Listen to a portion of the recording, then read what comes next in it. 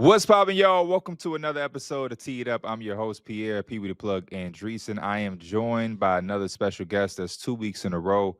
We have some incredible stuff to talk about today. Off the heels of the DMills episode, I had to bring my boy Mike in. We got Kenny on and he's on deck. Anybody that watches baseball, you got somebody at up to batting, and then you got the next guy on deck. So we got Kenny on deck. This one is probably my most anticipated one, Mike, if I'm being I'm honest. I'm happy to be here. If I could be real, I was trying to tell Christian that I was just ready whenever. I was literally walking around the house just pacing, kind of bored, and I was just waiting for this to happen. So I'm excited.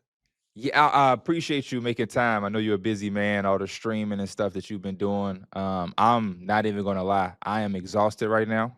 You've been Um, putting in work. yeah. I woke up super late. I'm Mm. normally like a 8:30, 9 o'clock waker upper. Today I looked up and it was 11:10, and I had to be here to do this at 12. So I'm running on low fumes, but we dedicated to the grind. How you feeling though? Instant I'm reaction to being on Tee It Up. Talk to me. What's going on in I- your mind?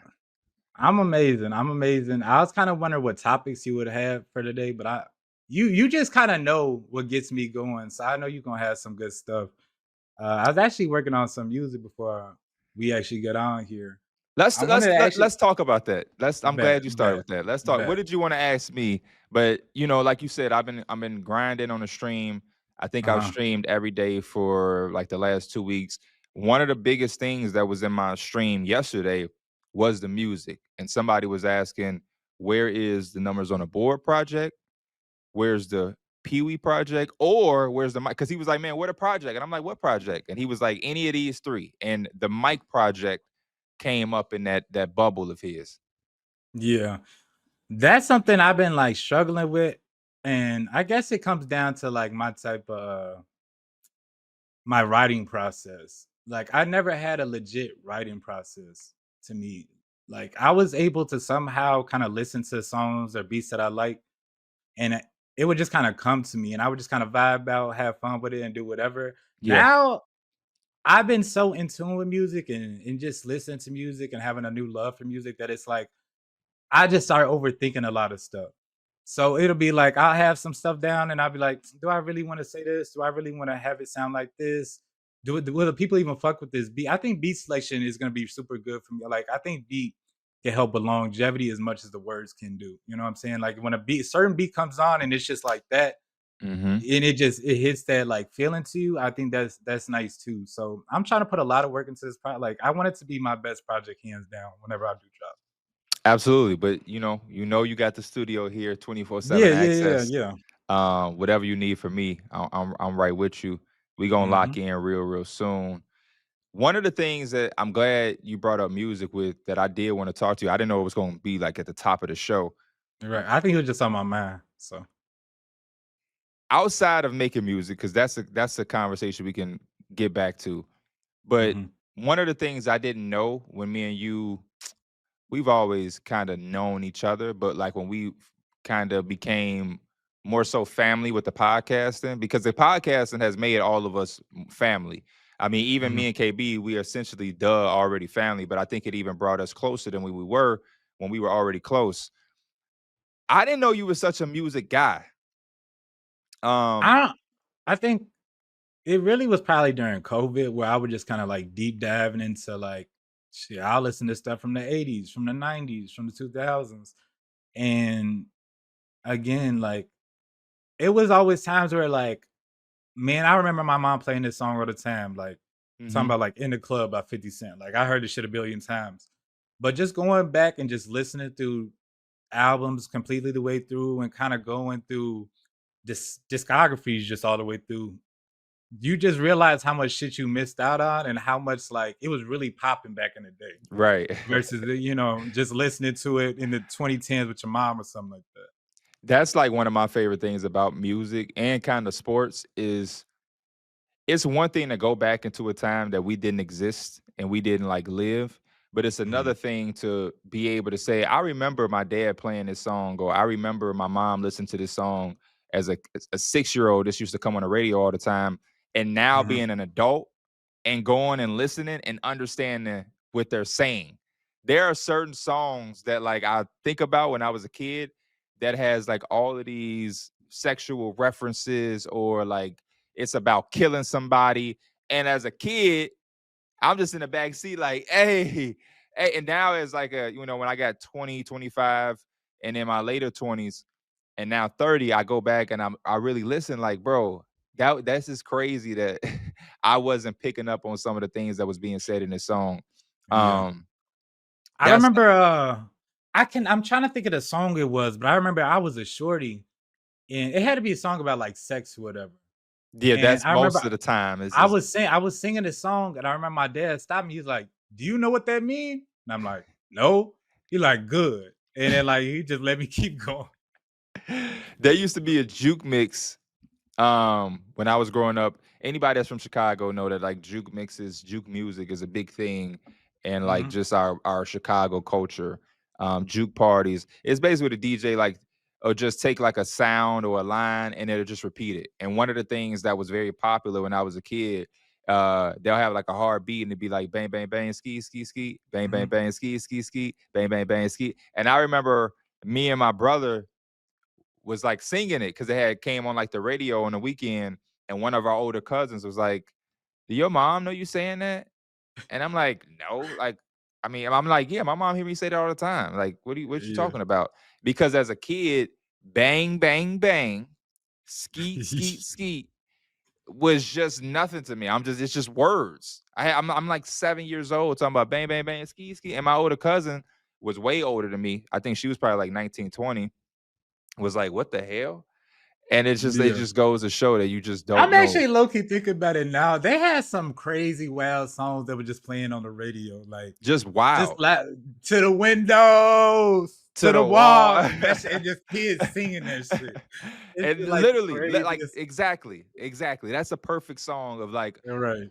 a 6-year-old is just singing a song in the backseat of the car on a Friday night that's coming on the radio, and there's no thought about it. There's nobody like, hey, let me turn the song. No, it's just what it is. Is music? I know music is like entertainment for you. You like it. I know the type of artists that you listen to. We'll get into that in a second. But do you look at music as something that's therapeutic, especially now that you've started to kind of create your own music and have the freedom? I think one of the best things about us being podcasters and having this platform is we can literally just use music as something to have fun with. It ain't like some people are looking at music as a way out and they have to kind of really think deeply about what they're doing to execute Mhm. moves to make it. We're not going in there like, oh, I'm trying to be a rapper and go platinum to change my life or I need some money. Because we have platforms and a career already, we can just go in there and really do what our heart is allowing us or telling us to do versus trying to catch up with a sound. But have you found writing to be as therapeutic as listening? And how has music as a listener um, become therapeutic to you? And what artists do you rely on when you are looking for that outlet? Because there's certain artists you just want to put on when you're driving your car, bouncing your Mhm. head, but then you may have trauma or a issue, or just again, you want to just have that outlet. Who do you lean on? Loaded question. Loaded question. Yeah. But to, Imma take it one at a time. For the first question, I would definitely say listening to music is more therapeutic, and that's part of the reason why, like, I do write, because I wanna aspire to get to that type of level. Uh, the reason why it's so therapeutic is because it feels different when you're in a part of your life or you're going through something or you just feel a certain type of way, and a song could perfectly represent how you're feeling or even what you're thinking. And that's one of the benefits of going back to some of those old songs from the 2000s or whatever, because you kind of find some of these bars or songs that are just so ahead of its time that mhm. it still plays and is like age the same for today. Like I could feel the same way that it was 25 years ago when things was totally different. Yeah. You know, I like that songs could just make you feel a certain type of way. And so that's what I kind of aspire to be. That's why I would say therapeutic is more so listening part. That's a little bit more therapeutic. And then artists I would kind of lean on to go to. I do listen to a lot of Kendrick. I think that he's probably like one of the best storytellers and one of the best like descriptive, rappers. And he might not always be like the club music or whatever, but Mhm. it's some shit that I could really just lock into. And like, especially if I'm playing the game, I could be in the car, I could be doing what I could really lock into some K Dot, and then he can kind of get me there. SZA's got to be on one of my top ones too, just because like that. I don't know. I think she's one of like the bigger faces of R&B, and I've always been an R&B fan from like Lauryn Hill, Erica Badu, that type of thing, like all the way there. I've always been R&B, and I just feel like SZA is one of the best ones. And then another guy, I would say it's really tough. I would just honestly say those are my top two. I've been so diverse to music though. Like I think an underrated artist that I listen to all the time, who I feel like she can just make you feel a certain way, and I like her lyrics. Not some of the crazy shit, but Doja Cat really does got some shit. Mhm. Doja Cat to me is one of the top female artists out there. Like I said, some of the crazy shit she do, I can't get behind that, but just music wise, I really fuck with Doja Oh, I can get behind Doja Cat. I definitely Cat. can get Mhm. behind Doja Cat, in multiple ways. But no, I'm just joking. I do think Doja Cat is underrated. You mentioned SZA, face of R&B. A conversation I was having with some people that I would love to get your thoughts on. And I don't want to make it a right or wrong type of conversation or question. What is Oh man, how do I piece this together? R&B, right? Mhm. How do you distinct an artist to R&B from pop? Because people was asking, that's how it happened. It was in my stream. People were asking Yeah. me my favorite R&B artist. Mhm. And I'm like, man, that's a tough question because there are so many people. There Mhm. are people from the 90s, there are people from the early 2000s, there's men, there's women. But when a lot of names was coming up and they were asking me how I feel about certain people, I was kind of like, man, like don't get me wrong, this person has R&B records, but they've kind of transitioned over to pop. And Mhm. so I want you to name some of your favorite R&B acts, and I want to see if they're R&B or if they're pop. So we know SZA. Right. Matter of fact, I'll throw you some names out there. Yeah, yeah. I was about to go through my library, but go ahead. Go ahead. One of the guys that came up who I love, but he was Chris Brown. So Mhm. I think early Chris Brown, there's a lot of R&B there. But I Right. think the last decade Chris Brown, there's still R&B there, but there is a lot of pop. There are a Mhm. lot of so it's like he was a hard guy for me to figure out where to Can place. I try to like correlate it to something? Because I Yeah, think please. there's like when you're in that type of lane and you have the ability to, I really think there's like a market for pop that just kind of like gets your audience out there. Mhm. You know what I'm saying? Like I think you just kind of reach out to the audience. Just way a rapper might make hard. J. Cole might make A he might make mainstream a song. mainstream or a club song just to get the boosting numbers up. It's Mhm. not his type of style, but I think there's a market for it, and it's kind of pushed on them to do so. I agree with that. Do Yeah, not get me wrong, I agree with that. yeah, But the thing with a guy like Chris Brown is, again, he's been doing it and he's been doing it really, really good for the last decade that it don't seem like something that's pushed on. Now it seems like it's a part of his bag so much yeah, because being a pop artist is nothing to not want to be. Like Chris Brown has yeah, been relevant. He's had different situations that for a lot of other artists, but have probably killed their career and had them elsewhere because he's so good and because the songs are so big because they are pop. It's allowed him to have. I mean, Chris Brown has been around for almost 30 years now. When you think of it, he came in the game when he was yeah. a teenager. When Mhm. me and you were kids when we first heard Chris Brown. Now we're adults and he's Yeah. still I one think of the highest guys. I got another kind of answer for it, but I think as someone who likes to write myself too, I think deep down too, there's just a drive to make music. And when I mean that, it's just like a lot of people, oh, not a lot of people could just do it good, but people can write 16s though. But I think to have a song come together Mm-hmm. and make it an actual song that's like harmony and all that type of shit, I think that's a craft to do so. You know what I'm saying? Like when Drake raps or whatever, people love it. But when he Mm-hmm. makes a song that just fits a certain type of setting or whatever, I think that's a craft. If you get what I'm saying. So, saying that, Mhm. how do you feel with the whole situation with Drake? Because obviously Drake had the situation with my guy Quentin Miller, right? But Drake is also a guy that is a huge collaborative artist because though Drake can rap, and though Drake, as we all know, that situation was definitely not a good one, right? No matter who you are, having somebody be a part of that process that in depthly, it did come off. It was a bad look for Drake, as much as I love Drake. But Drake's whole thing is to make big music outside of just like you said, it's about crafting songs. When you hear Yeah. people try to discredit Drake for that, are you a person that's like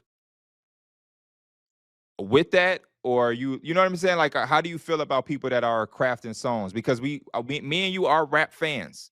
I go into your streams all the time and hear legitimate rap, which Mhm. was again I remember those first times hearing certain songs be played in your stream and being like, what the hell? Mike playing that? Because remember, I used to have a joke with you that you liked Lil Pump and Yeah. those type of guys. That's when we first started the podcast. But yeah, it's like a conversation of like, and I guess maybe it's not a conversation you can have anywhere with anybody. Maybe this is a conversation for people who really do enjoy music and enjoy all type of music, because I think a lot of it, social media is just about arguing. But Mhm. like when I see people try to discredit Drake in that light, it's like Drake has a different approach in love for those crafted songs that you just mentioned. But he does also have the love and the passion of writing a hard 16. He just gives us a little bit of Mhm. both. And because rap is such a 16 type sport and writing your own shit, that the two things kind of got intertwined and became a very, very bad look, because historically in rap, nobody should be writing your 16s but you. Yeah. Yeah. Now, I could see all of the takeaways and disadvantages of doing it, but the only thing I give to Drake on it is no matter what, I don't think nobody could deliver the way Drake did when in terms of like delivering how these hooks are, how these lines are going, how these hooks are going. I just don't like Drake's sound is it is the sound of rap on some real shit. And like if it was gonna be one person to kind of make it work, I think it would be Drake. You are a fan of both Drake and Kendrick Lamar. Yeah.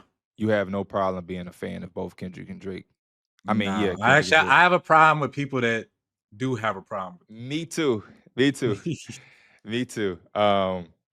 It's a funny situation. I love the little music talk we just had because it was able to shine light on both Kendrick and Drake and just show that we don't know any of the two. I've never met Drake. I've never met Kendrick, Mm. and I like both. Damn it, it's just that plain and simple. One of the names that I do want to bring up before we switch gears and get into some other things, Lil Wayne. I got some questions for you about Lil Wayne that I need you to answer.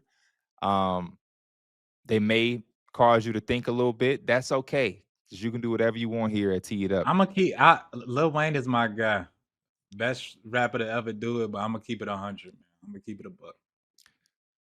Top 3 Lil Wayne mixtapes. If you can only pick 3 from his entire discography, let's just say that cell phones were no more and we had to go Mhm. back to iPods, and you only had enough space for 3 Lil Wayne mixtapes. What are those mixtapes gonna be? Right off top, I'm saying No Ceilings. Like, just Oh, right off top, I'm saying one of the No Ceilings. no ceilings, okay. No Ceilings win. Imma just so I don't forget, Imma look some up because Please do. Lil Wayne is it's like he got shit you didn't forgot about. That's That's how long Lil that's Wayne the has been in best the thing about fucking him. game. I miss that type of rap where like now we have DSPs and you have Spotify, Apple, everything has to get approved and uploaded through the system of a label and everything. Like everything has to be tracked and accounted for. We really grew up in the beginning of internet music where it wasn't that deep. Lil Wayne would go over here. Lil Wayne could come do an interview at Numbers on the Board, and he could be like, "Damn, y'all got a mic, a little setup mic over there." And we like, "Hell yeah!" Like, what the fuck y'all got that for? They're like, "Oh, we be doing a little music." And Lil Wayne would say, "Damn, y'all, can I use that real quick? I just heard this beat. I'm just gonna do a little 2-minute joint on." And we could be, "Oh yeah, go ahead." And then he can put it out literally right after, just on YouTube, or just send it to a fucking blog, a music blog, and it's out. And it's like he has a million of those little loose freestyles or songs that ain't never gonna be uploaded onto an Apple Music or Spotify. You can only Mm. find it on a fucking YouTube channel or on a fucking hard drive, because music was just that simple. But now it's hard for artists to build up those catalog. Like Lil Wayne has a discography Yeah. and a catalog, and then he has like these internet archive files that just exist in their own world, and he's never going to make money or profit out of them because they can't go into the Spotify, Apple Music realm. Did you see they just added a bunch of his mixtapes to Apple Music though, right? Yes, which I was super happy They about. I think they added the drought and they added a couple more. I forgot what it was, I was but ecstatic. No Ceilings yeah. is on there. Sorry for the Wait is on there. Now, the one thing I'll say about those is he rapped over some of his peers' beats, so it was probably not an issue to get them to clear it. But he has certain songs that he's rapping on They certain changed the beats. beat. It ain't that they changed the beat. It's just that some of the songs that won't ever get to Apple are songs that are original songs. He just probably didn't pay the producer or know who the producer was. He just got a beat. When you're the hottest rapper in the world, your email is just flooded, and it's like, Right. "Oh, this beat sound good. Let's load it up and let's rap it." But then there's a business side to it that you have to credit, pay, own, buy the beat, and if they're not doing that, then he don't have the rights to put it anywhere, and so that's why a lot of those other songs are just gonna forever live on YouTube. Yeah. But But you know what though? I see some old shit. I didn't know. Lil Wayne heads will still go back to this day though. Like all them times you go onto his YouTube songs, the first comment is gonna be who in 2024, who in 2025 still Yes, bumping this shit. I got a Still bumping this playlist. shit. I got a playlist on my YouTube that is public. That's like classic Wayne, and you Yeah. don't know how many of our fans was on my YouTube channel and found it and was like, I had never heard it. Like, our fans think of Lil Wayne as the guy who just dropped 2 months ago. I literally have one too. I'm looking for it right now, where it's literally just all Lil Wayne mixtape songs because you can't get it on You can't get him Spotify. anywhere else. Yeah. Yeah.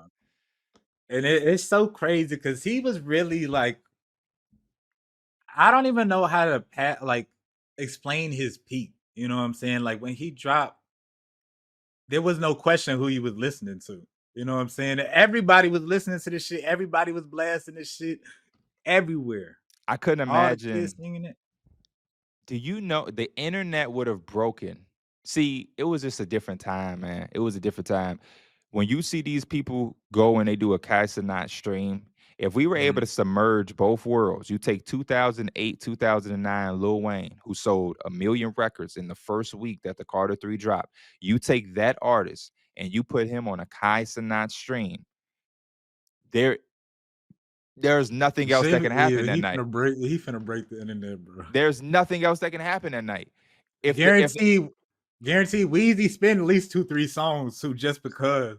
if I'm there's a talking about top. playoff game, you cancel that game because the viewership is gonna be down if 2008 Lil Wayne goes and joins a Casanat stream. That boy Whatever still be Casanat, freestyling for fucking Sports Center, bro. Talking about some we pop him like we. He said we pop him like we coaching Webby Yamba. and Oh that's no, that's the bro. washed up version. Yeah, That's the version that does not compete with the 2008. So you got No Ceilings 1. I would probably go one of the Sorry for the Waits. I'll probably go either one or two for Sorry for the Waits. Like those, those just is so like timeless to me. That's still high. These are all high school too. This is like Yeah, the epitome of Lil Wayne. I think for all of us, it's like that 8th grade, middle school, high school years. and then I probably have to go like Dedication 3. I love Dedication 3. I'm so glad you said that because I feel like Dedication 3 gets lost in the sauce. I I do. love Dedication 3, man. I love Dedication Dedication 2. 2 right there next to it, but I want to show some love 3. That's my favorite mixtape series of him. I like all. If I had 3 mixtapes, it would probably be the 3 dedications, 1, 2, and 3. Mhm. After Yeah. those, it get a little different. There's a little drop off. But dedication 1, 2, and 3, and 2 has the Sports Center song. If you ain't heard Lil Wayne Sports Center, I used to please have that go. shit on the MP3 player, man. But hey, you know what? I'm gonna put out a song too, cause this a super old song. Go look up "Brand New" by Lil Wayne. That shit had the school turned. Yes. That shit was so hard Brand back in the new. day. Brand new. Yeah. Shout out to Lil Wayne, man. Wherever you are, whatever you're Was it doing. Brand New or Brand New Money? There's 2. There's Brand New and Brand New Money. I think it's Brand New Money. Brand New Money. Is Brand New Money the one that they had a little twist on, but when it came on the radio, they chopped his shit off? It's Brand that New Brand New Money. Money. Brand New Boston. Yeah, that's that one right That's there. Lil. Did you know that that's Lil Twist song? No. Yeah, Lil Wayne No. killed that shit so much that they chopped off Lil Twist shit. If you go That's look up funny, that bro. song and look at how the charting of it, it's Lil Twist song. I'm Speaking of Googling the it right now. greatness of Lil Wayne too, just like that was the Lil Twist song. Lil Wayne was so amazing that when his like No Ceilings and Daddy, like when other beats came on, that shit was such a hit that when the real song came on, you kind of expected the Lil Wayne version. You know what I'm saying? Like you don't even know came on, you heard the beat, you like shit. They got the Lil Wayne version. I feel They so bad, bro. I feel so bad for so many people because, like for example, Waka Flocka. I love the original "Oh Let's Do It," but when Wayne remixed "Oh Let's Do It," come on now, it was very hard to go back to the Waka one. And I feel like Lil Wayne thought he was doing Lil Twist a favor. Like, oh, this my little bro, this my little homie. I'm gonna get on the song and we gonna boost it up. And he done fucking took over the whole song to now the song comes on the radio and they don't even. There's people like Mike that don't even know it's a Little Twist song at all. He was trying to be nice and help, and he fucked the song up so good that they say, oh man, fuck that. Give me some of your favorite Lil Wayne bars, metaphors, or whatever. That just are like stuck in your head or that you're just thinking of right now that you love. I think I mentioned this on a podcast, but I always love the bar Wheezy F Baby and the F's were phenomenal. Just because it's so damn stupid, but it's Wheezy, so that shit was raw. That's the number one bar I always think about here. That's why Wayne is so great, because he got the stupid ones and then he got the ones that me and Flex, when we were in middle school at Burr Ridge Middle School, we would listen to Wayne and we would try, like that was our little competitive thing that we had in our friend group, trying to break down Wayne lines that went over each other's head and be first to like get it. So like Lil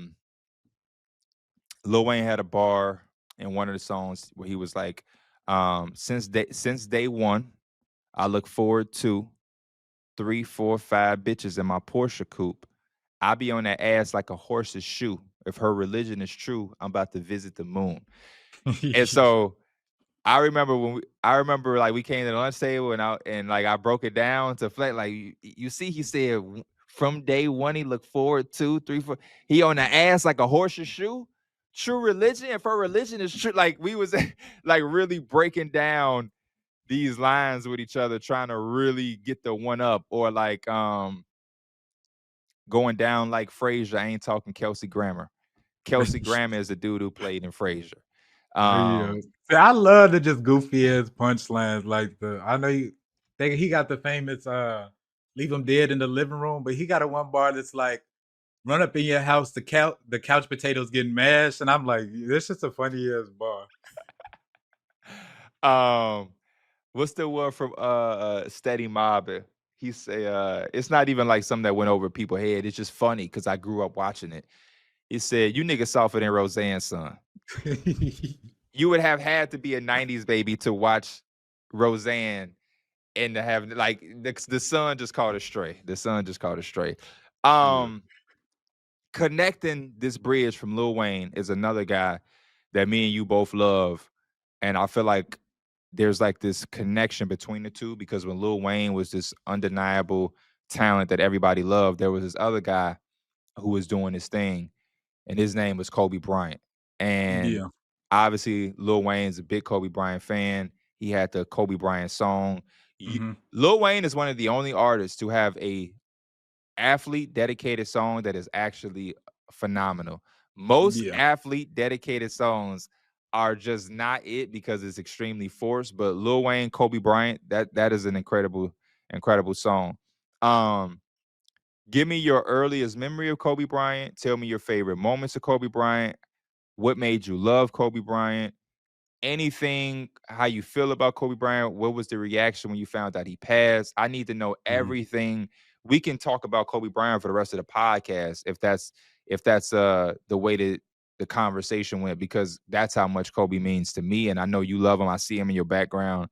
Um, so yeah, talk to us about Kobe Bryant and what he is to you. Yeah, so I honestly really got into basketball into, like, late 2000s, so, like, maybe 2009-ish, Mhm. you know what I'm saying? So, like, that's when, obviously, they was on their little run or That's whatever. when Derek put you on. Yeah, apparently. Would you like to address Apparently. that right now?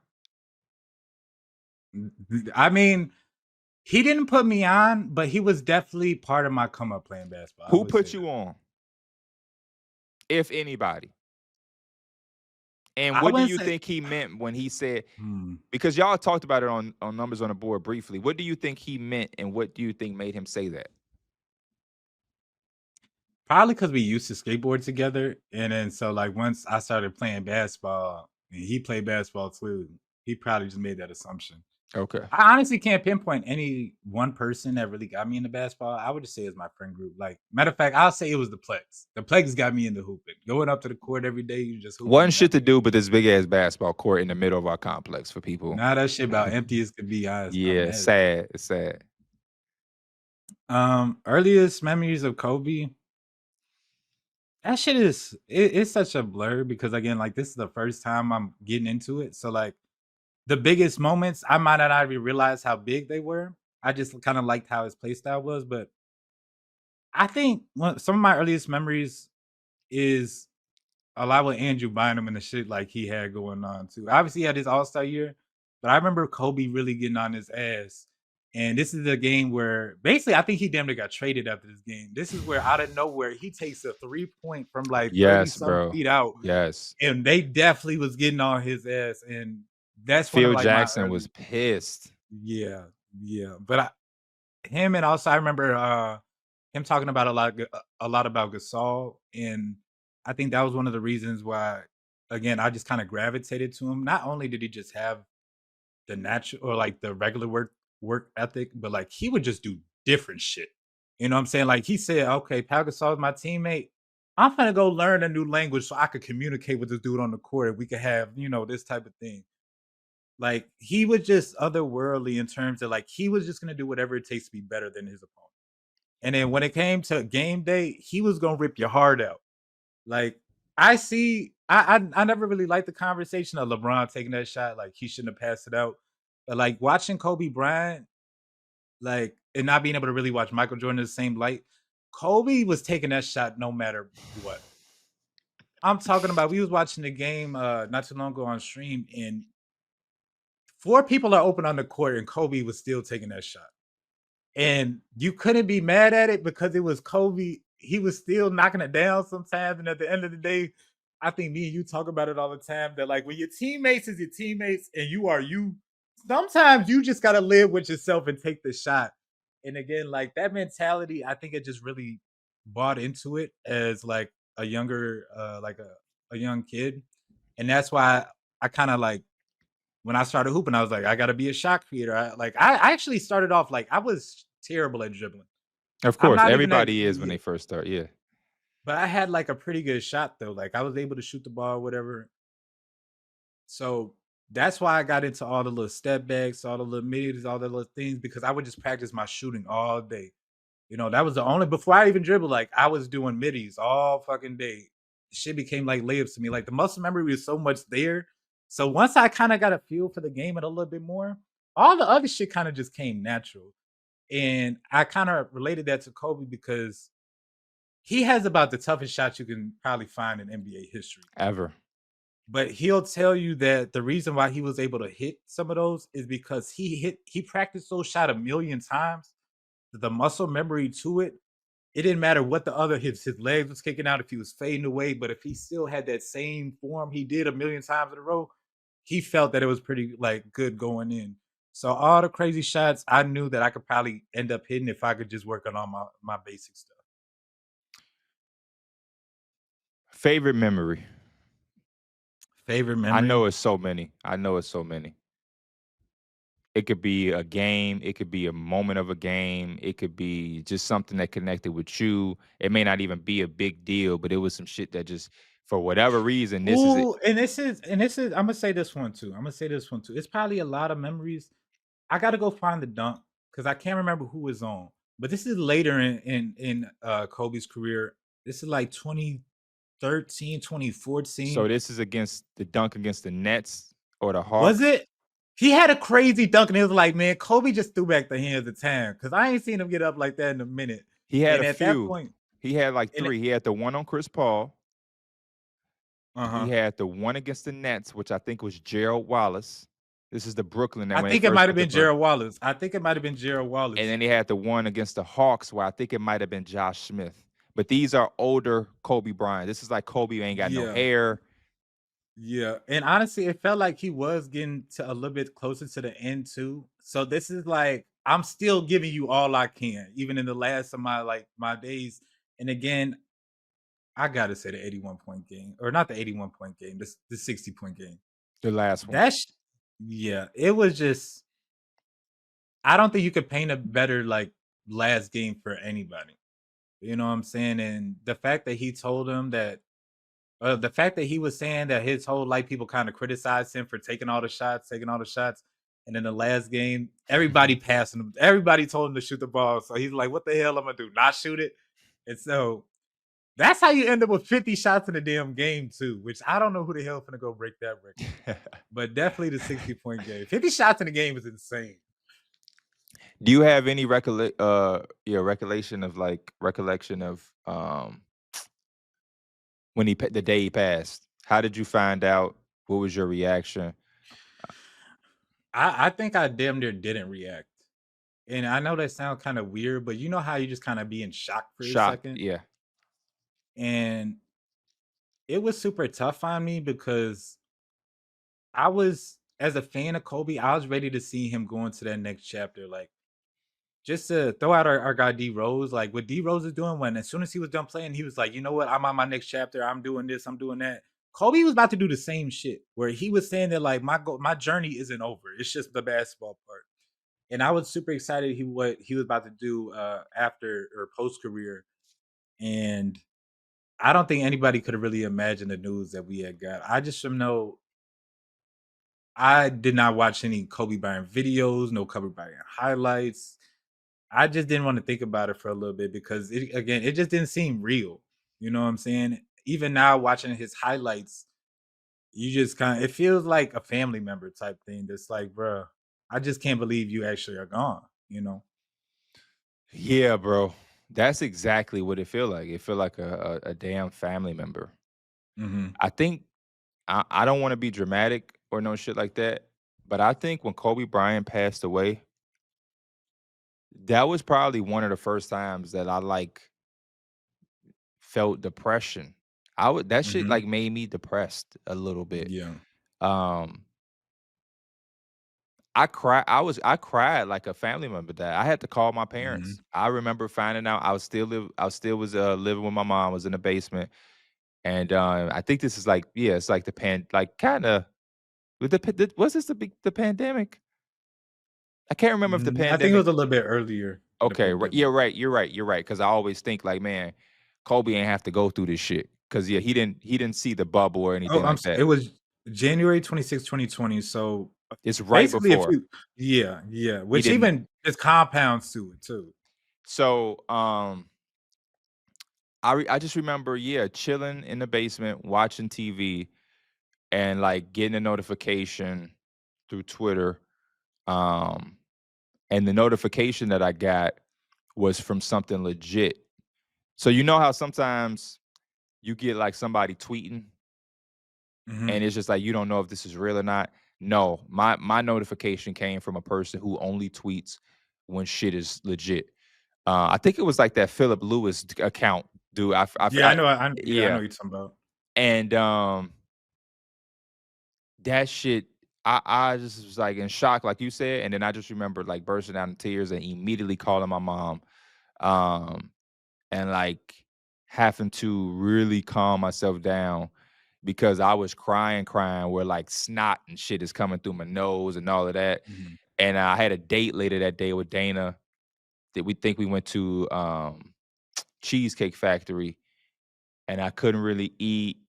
And it was just a very weird thing. And even to this day, I'm so happy that I'm kind of past it a little bit where I can watch some Kobe, but it's still not what it was, man. I still can't watch it the way that I want to. I'm taking the steps because it's so many years removed now. It's 2020. We're almost at 2026. Time is flying. Mhm. But it's like you said, every time I see the guy, it's just like I don't even think I got too much Kobe shit behind me. I got the Kobe right there. But like Yeah, I mean, again, in like, if it was up to I me, think everything would be Kobe and Penny. But I can't. I don't want to say it in a weird way, but I don't really want to see him too much because it just kind of it's gonna bring up memories. It's gonna bring yes. up memories. It's gonna make you think about it, and that's something you really just don't want to think about.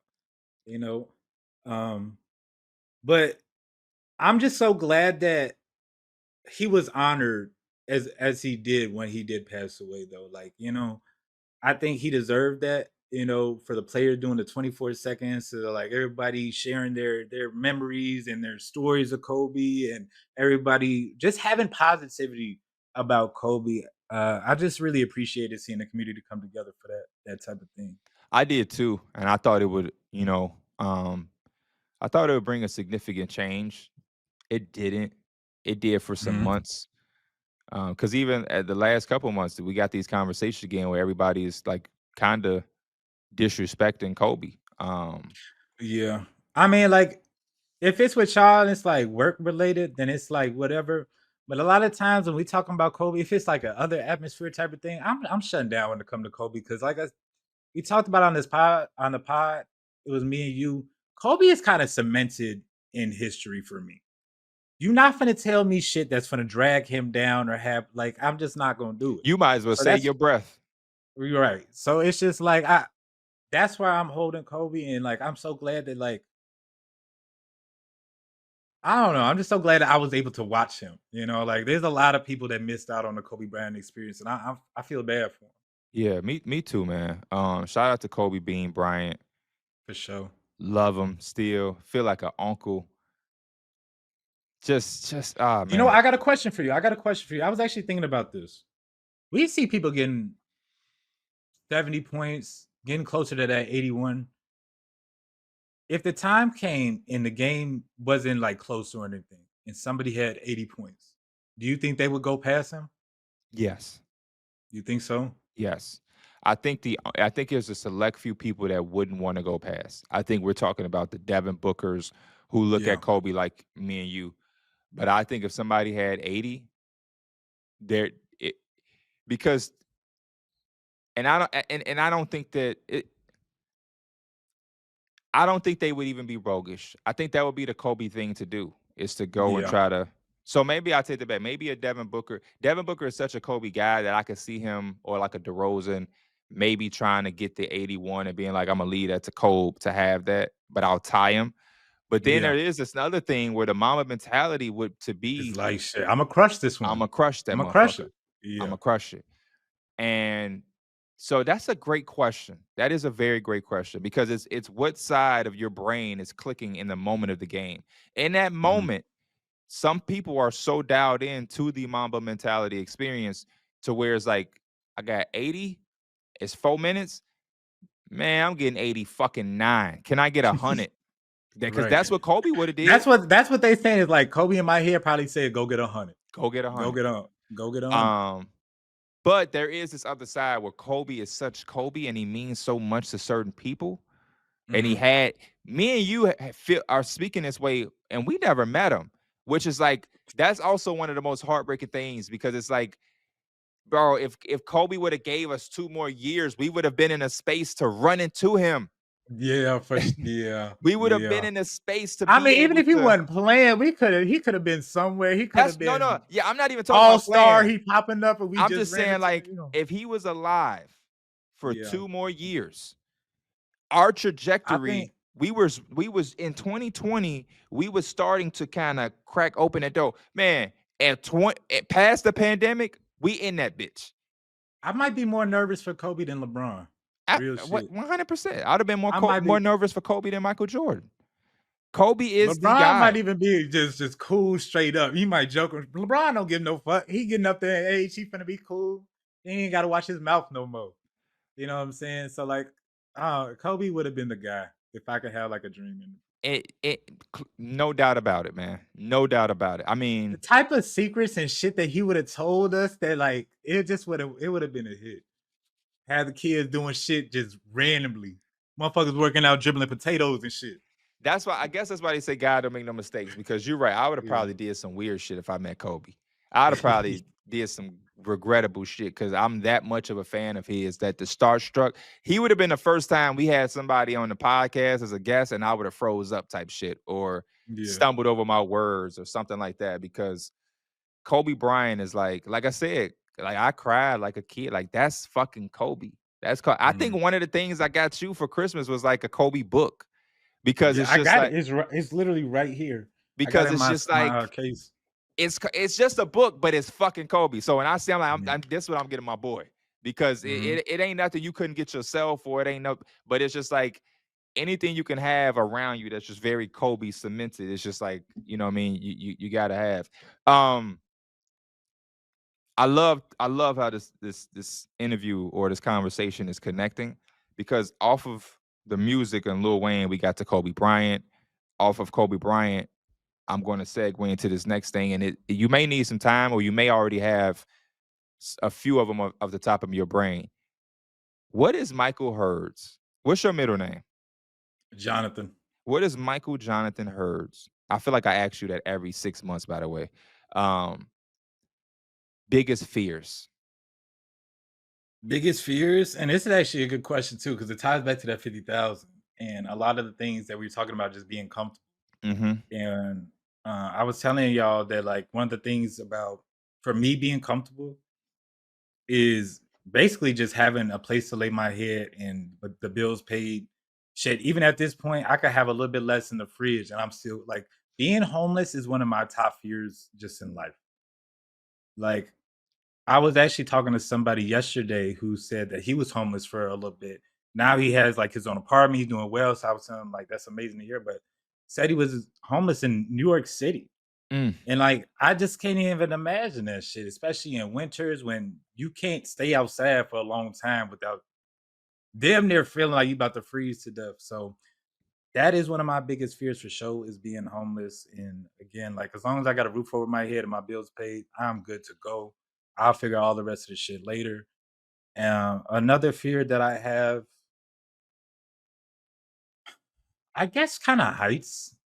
You Yeah. know, I when I was a kid, Which is or crazy I to do, hear because I feel like you are always the most relaxed of us four when we're yeah, 30,000 feet up in the air.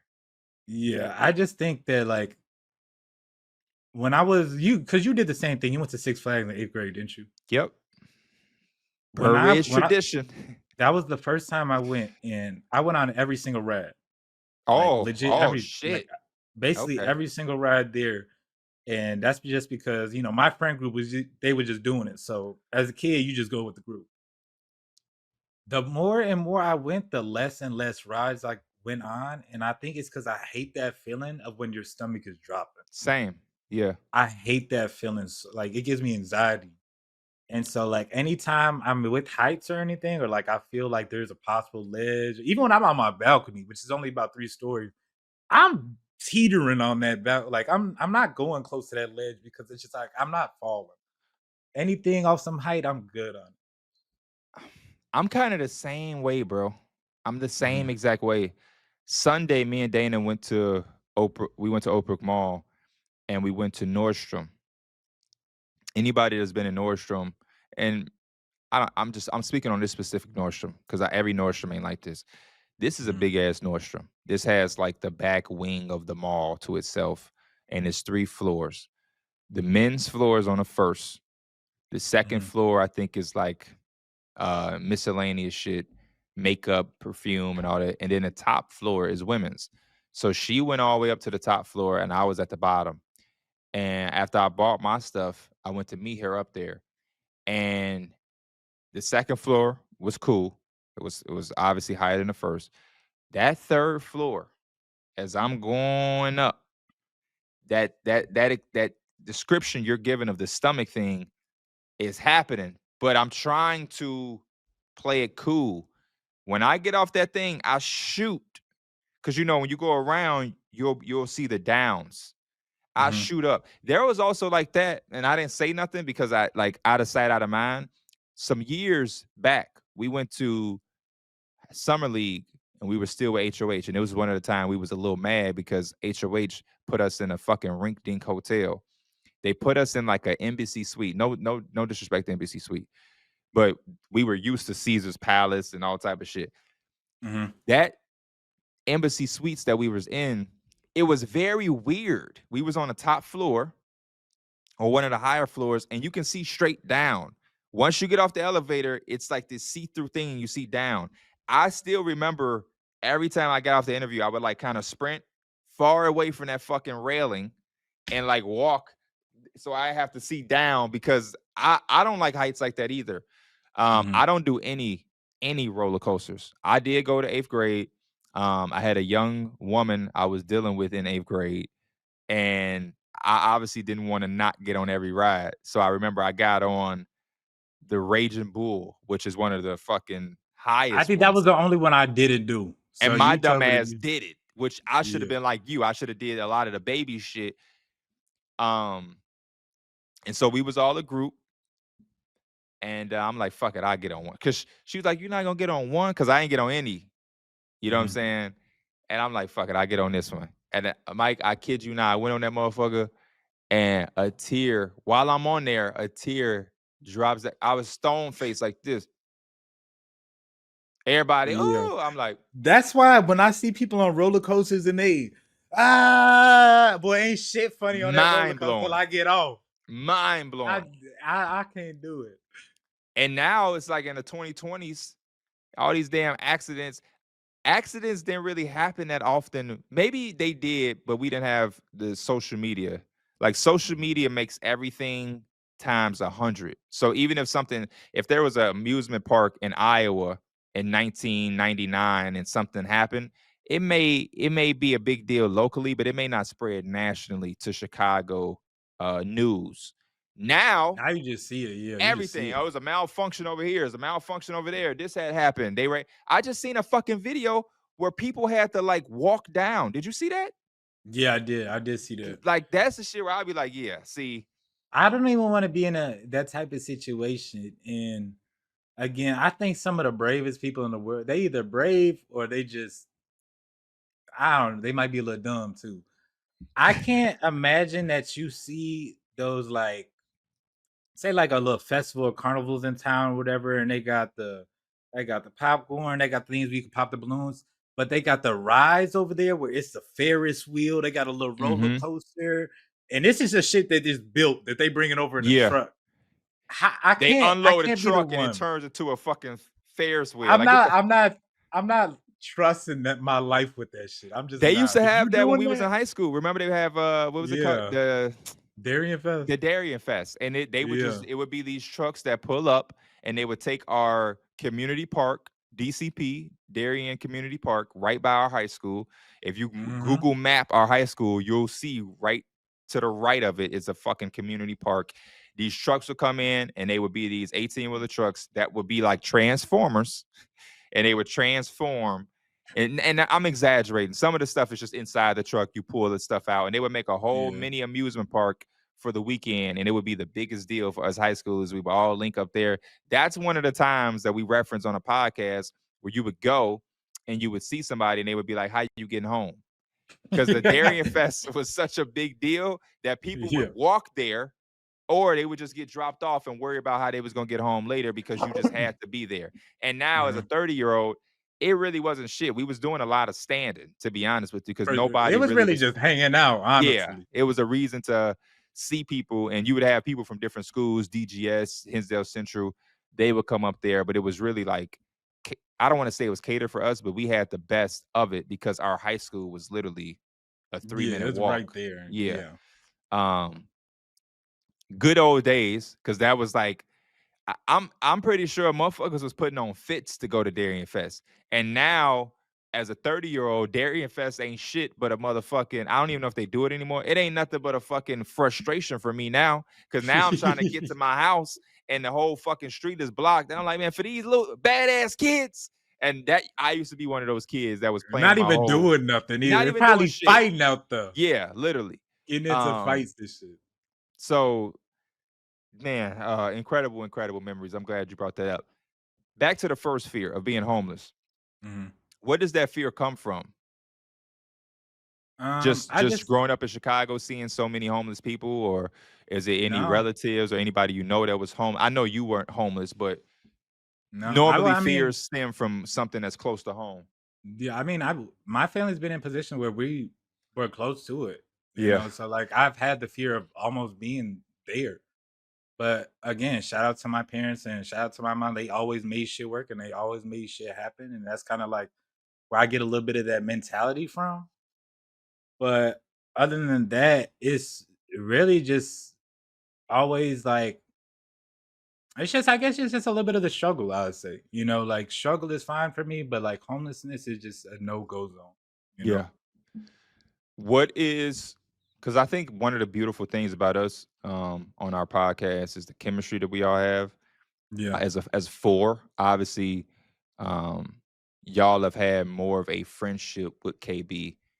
He's Mhm. actually my cousin, so it's a difference, right? Like, I don't look at him as my friend; I look at him as my cousin, which I don't know if that's a good thing, bad thing, but y'all actually have a friendship, um, which is it's a whole other thing. But the chemistry of that friendship, and then me and him being family, and it kind of emerged into one thing, because I've always been Mhm. older than y'all. Like, before the podcast, I kicked it with y'all very small. Like, we would play basketball and we would probably go to like Burger King and we played the game a little bit, but I ain't never go to no fucking party with y'all or get on girls with y'all or anything like that. The gap just, back in those times, the 2 years felt like a decade. I felt like I was 10 Mhm. years older than y'all. Um, but I think coming together, doing all the things that we did, but I also think the relatability, because like all of us come from those type of situations of some type of struggle.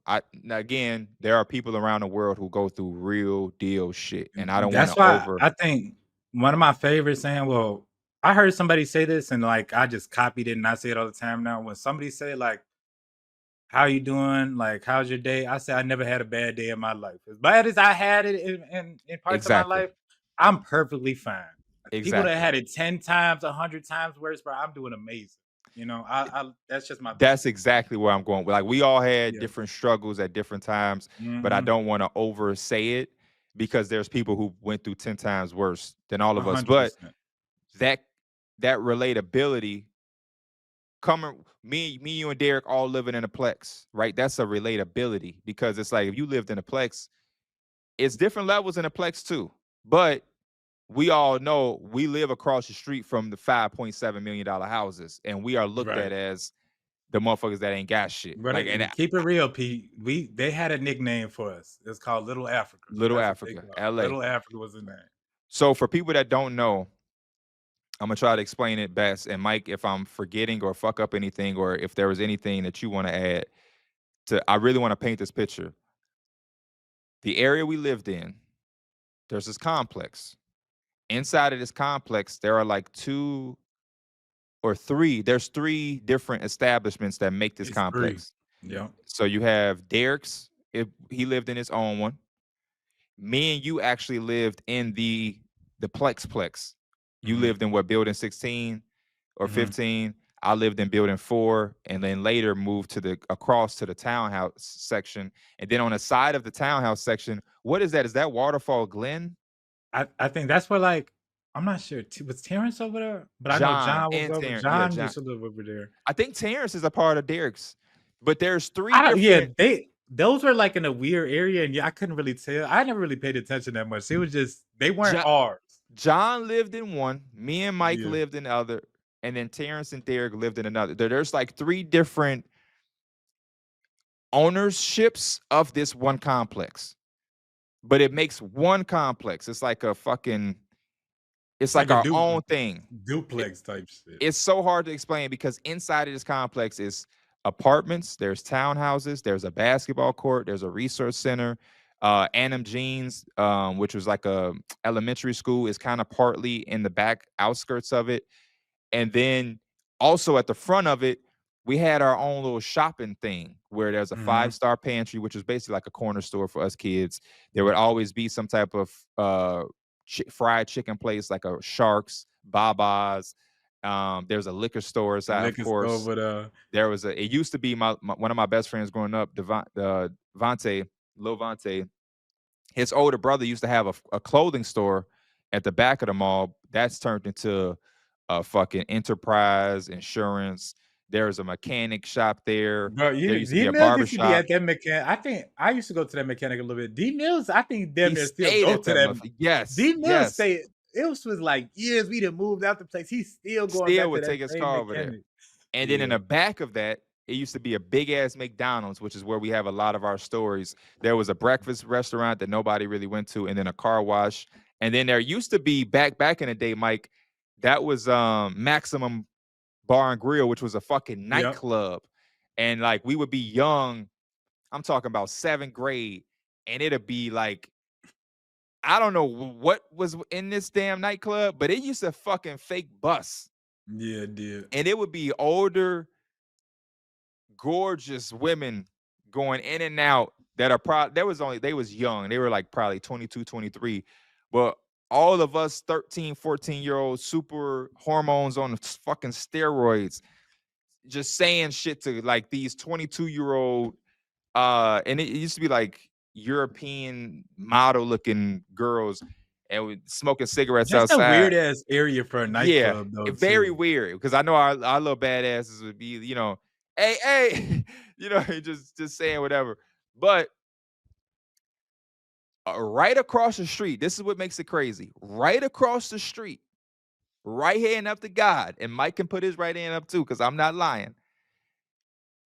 They're not $1 million homes. This is not $1 million homes. These are $7.8 million homes. I'm talking like doctors be living there. Yeah, like the Derek doctors, Rose, lawyers, Eddie Curry. Like, that's why Derek Rose, had that moment where he would go to the Target, the Walgreens. He went through the drive-thru at that McDonald's in the Plex, because his ass is living right across the street in a fucking $10 million man. Like these right mansions. across though too. Because they had, where they had all them stables at. They built them houses over there, and I know them not cheap either. No. Those are like 1.7, because when they first built them, Ontario and his dad said they went over there acting like they was gonna buy one, and they was like $1 million homes. Very nice homes, by the way. Those are beautiful homes. But I just want the people to know that we're not talking nice homes. We're talking estates are in Burr Ridge. Like if you Google Burr Ridge, Illinois, the first thing they're going to talk about is the price of the homes, and they're going to give like, for fun, we used to drive through and look at them and be like, what the fuck? Like these are. You know where we used to go trick-or-treating? Burr Ridge. He was going to walk over there by the school, all the big houses over there. One of my favorite teammates, I'm not going to say his name, in high school. And he's one of my favorites because we and him played every year together. It's because sometimes you grow up a year, we played freshman A, we played sophomore, we played junior, even into senior year when I got hurt. That's my road dog. He used to give me rides to practice and everything.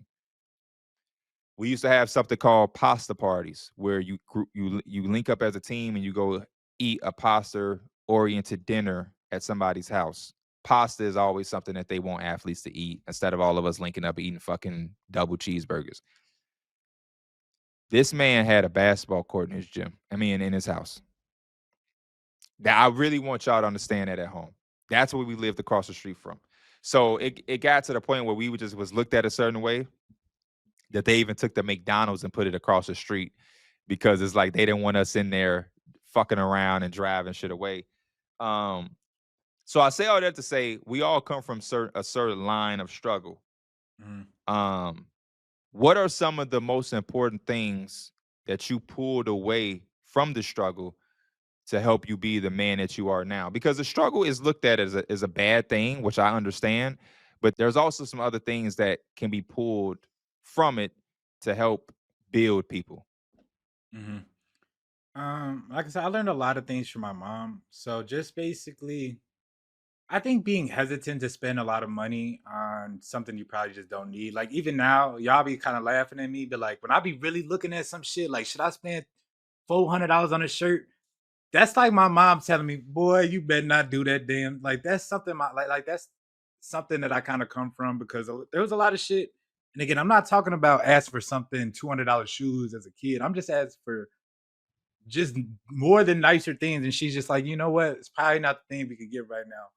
And that was just something that like I just kind of live with. And honestly, you just find out like it's perfectly fine to have lesser things. And like especially when you could still get it done, right? I don't need the newest Nikes to have shoes on my feet. I could still have work a pair of shoes or whatever. That's fine for me.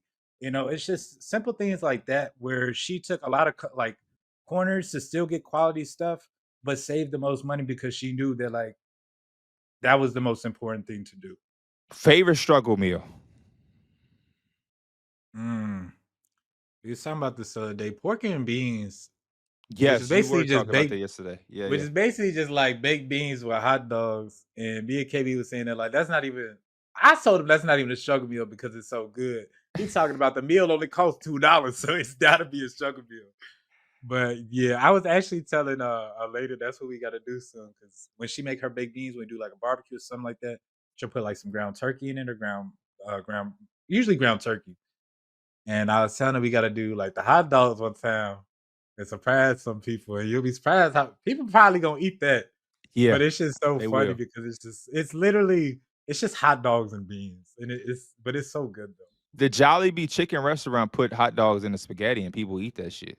Really? Yeah, I wouldn't Mhm, eat the shit, but people like mhm, Kyron and Derek they love that shit. I have no idea. mhm. Um, one of the things I asked Derek that I cannot wait to hear you answer. Your first impressions of meeting everybody from the podcast. You can go in any order you want, but I really or not even it don't even have to because it's going to be hard to remember the literally the first, but like the earliest interactions that you remember. Derek recalls some shit with me and him. I don't ever remember happening. He said told him he need to turn up on a treadmill or something. Mhm, Um, I don't ever recall that, but I'm not mhm. saying he's lying. So I just can't wait to hear what your first thoughts of Derek was, um, and how y'all kicked it off from your perspective because his Oh was yeah. interesting. Hey, so this is not the first time I met. Like this is kind of like during the early days of meeting Deer, but I just knew he was a character because it's like you know how skateboard y'all be making fun of me talking about he be wearing the fat shoes or the DCs, but I've I never wasn't had making DC. fun. I just remembered, like, I But listen though, but vividly, like, do you know when you skateboard, there's a certain type of style of shoes that you wear? absolutely. The DC was the ones. DMills was skateboarding in some Air Force Ones, but they weren't Air. They were like some generic Air Force Ones, but he's skateboarding. He didn't tell us that. And He was it just laughing be at the shit like, DCs and then he left that out. yeah, yeah. Also, this is gonna be sound kind of harsh, but I feel like it's way better now. Like sometimes you can't even really tell. D Mills lazy I used to be insane, bro. Like that was one of my first times kind of like seeing that shit up close because like, you know, I'm a kid, you Me never really see. too. When we started to do the podcast, when he would have his moments, I had never Yeah. seen that before. My girl be like, I got a lazy eye. And I'm like, nah, I can't see. Like, no, you Right. don't. I know what a lazy eye look Right. like. You know what I'm Yeah. saying? But like, I don't know. That's probably one of the early scenes because we had our friend Jacob, and Jacob used to always talk about you remember Jacob because you know his Yeah. brother. Yeah. Yeah. Jacob would always bring that shit up, and that shit would make me laugh. So like that was the earliest kind of memories of Derek. And then I think I told this story. This is just such a kid fucking story though. Me and Jacob had catfish DMills. Like we had made this fake ass Facebook account or whatever. And we had just put like some random girl pictures. Some like you know how like sometimes you see a Facebook profile picture and the picture be so like the girl be so ridiculously like model like that. Like you just know it's a fake account. We just did some shit like that the enough Motherfuckers years. put Zendaya on a fucking Facebook page and went to add Derek is what you're saying. Just goofy ass shit. So we add DMills or whatever. We plotting. He added back and he talking all like we talking to him like it's we the girl. Which looking back on it as a grown man, that shit is actually kind of bogus. But anyways, he following along with it. He be going along with it. So we try to give him with the punchline, right? Oh my fucking We goodness, try to hit him with the man. punchline. We say, bro, I'm trying to think what grade we fucking in too. Like, bro, we like, I don't even think we in high school yet. I want to say this though. It's mean, but it's what you do to your friends. It's some shit you do as a fucking kid. Yeah, You know what I'm saying? Like it's just, yeah, literally. And so we hit him with the punchline. Like we give him an address to like this is the Tyler house and some shit like down the street. So like he know he could walk there or some shit. We give him the address, and the reason it was so fucking funny is because we went through this whole deal talking to this nigga, and then we give him the address. Our kids do not pee. No, I need a little bit more. I need a little bit more details. What type of shit are y'all saying to him? Are y'all? Ass up. We hyping him up like yeah, like we basically like you trying to come over type shit. Like what you trying to do if you come over? And he gassing that shit. I ain't finna go into the details because I couldn't even remember, and I don't even want to go to the details. But he gassing this shit again. We as kids, bro. We just laughing it up because we know this nigga is capping hard as fuck. And then so we eventually hit him with the punchline, like, yeah, this for the Addy at come pull up. And like we laughing or whatever, we hit that message, just say, bet. We look outside the window because like the way it's set up, Jacob and DMills live in the same complex. You know, the same complex you talking about. You can see Derek's building from Jacob's window. We go to Jacob's window after the message. We see this nigga DMills walk out his crib and start walking that fucking way. And I say we was in tears laughing, bro. That shit had to be one of the funniest pranks we ever fucking did. Oh, bro, I am fucking crying. Oh my gosh, bro. Bro, I gotta anytime they are gonna clip that, and I am going to fucking cry every time I see the clip. Next time I gotta talk to Jacob, I just gotta ask him if he remember that day. I know he do. Oh man, bro, y'all are crazy, and Derek is too, because me and my friends would do like we ain't ever go that deep, but like I don't know, like everybody has gotten added on Facebook by somebody that's just way too pretty to have started a fucking Facebook. And Right. that year, it's like they just created. got two friends. They got two friends. Literally two friends, one picture, and shit blurry. For some reason they want your ass. They want you. And it's just funny that my man's Derek was. I know he was capping. I know. But hey, can I tell you the funniest thing about the damn story though? Please. I thought that was the funniest shit. The funniest shit ever is after we see DMills leave, right? Oh man. We go back to the computer. It say we got a friend request. Tell me why it's Jacob brother. Tell me why Jacob brother trying to add the damn account, bro. Bro, the shit had us rolling in fucking tears. Oh, bro. John, your ass wow. He talking about he seen DMills got it as a friend, so he got to get on that. Hell yeah. He said, if she going for him, shit, I got a shot. Oh, man, bro. Oh, my fucking goodness. I think people be doing that today, bro. They definitely do. No, I'm saying to like, do you ever, I'll go and sometimes check my requests, like on Instagram, the messages. and it'll be just fake fucking accounts just messaging me, bro. And I'll be like, bro, this has to be like a fan or like something like this. This is not a bot. A bot would just follow you. This is like a person that's just like, I'm like, bro, this has to be somebody that I know. And I'm just like, delete, X out, delete, X out. You can tell a bot based off the mannerisms, and you can tell just a fake account. Mhm. And I just be like, bro, come on, man. Like, leave me alone. Why? Like, I'm not 11. And even when I That's was, one thing I cannot I hate about today's social media is all the bots. Like Instagram, I go through my media or message requests, and it's just automated links, automated messages and shit. straight It's like links, bro. you And go on Twitter. it's putting you in chats with 15 other people. There's like Yeah, chats where it's me, you, Derek, and KB, and it's like 9 bots, and it's just links. And I'm like, bro, what the fuck is this? you go on Twitter, you see a funny post, you want to look through the comments, you got to scroll through 9 comments from bots or from accounts saying check out my OnlyFans. The world used Like, to be so much simpler where you can just find the top comment is the funniest one. yeah. It's algorithms.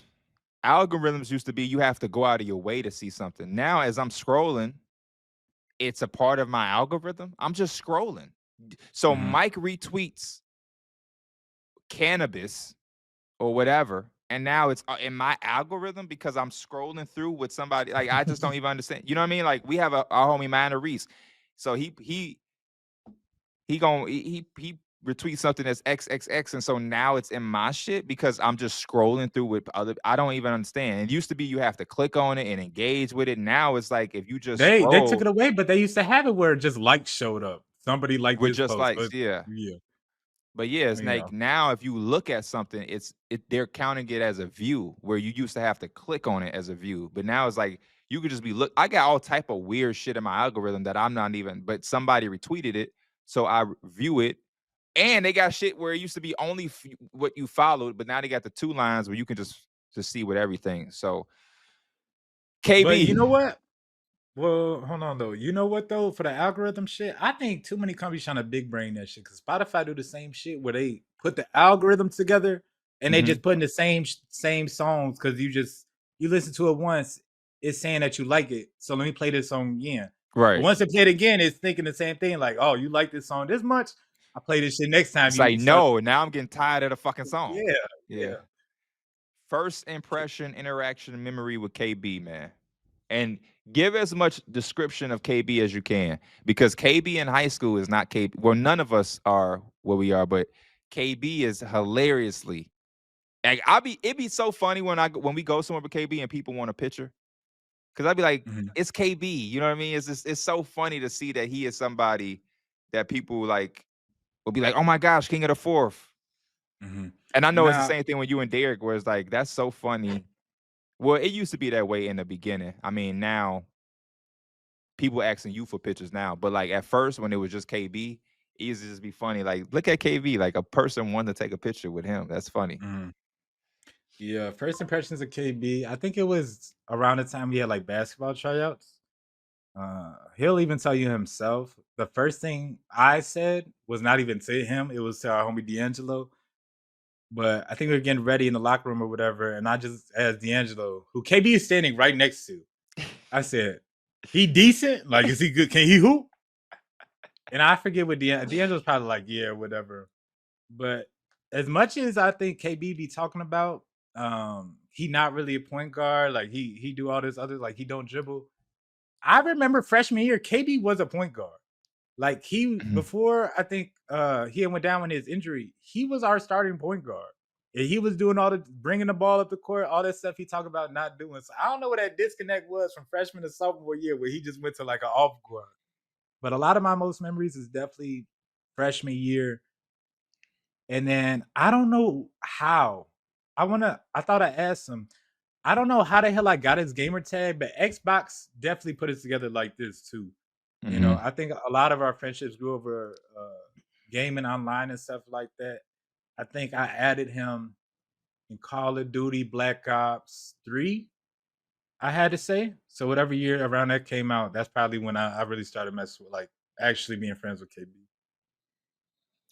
Do you Do you remember the first game y'all played? Like, what was the game that kind of? Because gaming is such a big thing in a friend group. I'm just curious for my own sake. People be Mm, so interested to know what games all of us play outside of like 2K. By the way, I don't know if you're aware of that, but like, wait. What you mean? Like what games we played back in the day? or even now, like every time I'm streaming something and I'll reference a different game, it makes them go crazy because in their mind, me and you, we do so much like college football, Madden, and 2K that like when I brought up when we were going to play Ready or Not, it was like a thing. It became like a Mhm. bro, what? Y'all know what Ready or Not is? Or you know what I mean? When I told them I got the Switch and I was playing Red Dead Redemption, they was like, what? Like P is playing something other than a sports game. I'm like, bro, yeah. I'm not streaming it. Yeah. You know, it's not And my that's the thing too, because like they'll never really understand. But like back in the day before you could just play online, all we had is those type of games where that it's was just it. like shit. You got the story game, you gotta try to beat the game, and after that, we either going to GameStop or we going to Family Video, we finna rent another game. Like you Yeah. beat the game and that was really it. And I think that's why I don't be kind of like playing as many games as I did back in the day, just because ever since I say Modern Warfare 2, and I don't even say even like the 2K type of days, but like I love getting into a grind in the game. So we talking about Call of Duty and it was just playing online with your friends. It was repetitive, but it's the point of like you ranking up in that system. I Mhm. wanted to get to second prestige. I wanted to get to third prestige, fourth, and so on and so on. When it comes to my team, shit, I want to get my team good enough, and I want to be good enough so I can go 12-0. Like Yep. I really just fell in love with that. And you can only get those type of really feedback of how good you are playing online against people. Mhm. And I think I really kind of fell in love with that. And that's why I'll load up an online game before I fucking hit story or the campaign, you know? Yeah. What was that first game though? If you can remember, was it 2K or were y'all? Was it Modern Warfare? I would say it's probably Black Ops. Okay. It might have been no, it might have been actually Modern Warfare 3. I'm sorry, Modern Okay. Warfare 3, which I think it was. But then we did get on 2K, and I'm pretty sure I was ass at 2K. Like KB was busting my ass at 2K Okay. pretty often. I mean, yeah, me and KB have been playing 2K since the inception. I've Yeah, had and played every single 2K, so I could have seen him having an advantage on you there. First impression or memory of me again with the gauge gap was so big that who knows what you about to say right now because I don't know. yeah. I mean, I think probably most memories is I knew you from around the Plex. Like I might see you at the court, I might see you walking around by like 5 star or whatever. But I think I didn't really had too many memories of you until I got to high school. And Right. I think that's where I seen I can't remember if this I wanna say this is freshman year, but I remember were you her junior or senior year? I was hurt Or my senior year, so that would be your sophomore year. I think this might have been freshman year, but I was walking in and you know how they have the field house, whatever, and they have all the gyms or whatever. They had the freshmen and the younger ages on the one court, but they had y'all playing on like the first court. And I Mhm. was watching you. You was doing your damn thing. Like you was going crazy. So that's when I was like, oh shit. Cause I remember KB was telling me that like you his cousin and all that type of shit. So I was like, just seeing what you could do. Yeah, And I remember you was being one of those guys in high school is like I on varsity. appreciate that. I Yeah, I appreciate remember that. that for sure. Um, damn, I was about to ask you something else, but my mind just went blank because I didn't. I was out for I some think reason. I was I expecting you to told you say this too something though. about the Plex. I told you this too, but I think we had a gym class together, right? And we was playing basketball. They Me and have you had a all the gym class together. But I just remember this shit, and it had to be in gym class because we just Okay, playing basketball, and this is like just random people. It's not like maybe it was an open gym or whatever. But you know how this is why I say it had to be gym class. So you know how in the main gym they have the main court, but you could put down the other rims, so it could be like 6 rims or whatever, and everybody yes, could shoot. That's why I say I think it was gyms because we were doing like 3-on-3, 2-on-2 type shit. And I remember I can't remember who you were playing with. But I remember I seen you and the person on your team took a shot and you was posting up calling for like this, whatever, and dude took a shot. And I just remember you like, bitch, you pass me the ball next time. I'm Kobe Bryant, you Derek Fisher. And I just remember that shit had me cracking up. Oh hell no, that had to be one of my best friends because No, yeah, that shit was talking hilarious. talking like that to somebody would have probably been a damn fight. That had to be like a fucking Shit was probably like Sean or some shit. right, exactly. Exactly. That's exactly what I was going. Yeah, like a Sean or some shit like that. Um, Yeah. those was the days. The other day on the podcast when you was like, "Man, I'd do anything to go back to those days." I felt you. Now I felt what KB was saying. We had like the Yeah, peak. I don't want to go there. I wish like I could dream and it's perfectly how it was back then, and Yeah, I wake up in this bed. Like I wish I can relive it in a dream. I felt you totally. There are certain days or times like my little sister is going to our old high school. Like she Mhm, graduated and she's about to start her freshman year.